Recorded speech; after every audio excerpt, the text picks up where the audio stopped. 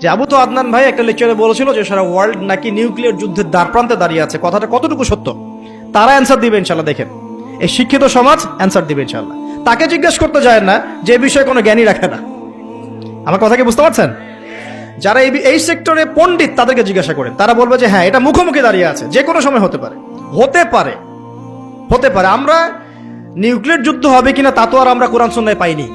এতটুকু পেয়েছি, মালহামা হবে। কি হবে? মালহামা মানে মহাযুদ্ধ। এটা বিভিন্ন কান্ট্রির মধ্যে জড়িয়ে পড়তে পারে, আল্লাহু আ'লাম বিসসাওয়াব। এতটুকু জেনেছি, ইরাকের ইউফ্রেটিস নদীর সোনার পাহাড়কে কেন্দ্র করে বিশাল যুদ্ধ হবে, এটা জেনেছি, হাদিসে আছে।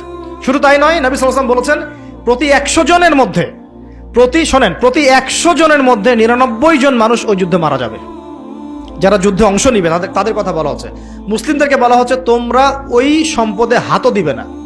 ওই সম্পদ নেয়া তো দূরের কথা, ওখানে হাতও দিতে যেও।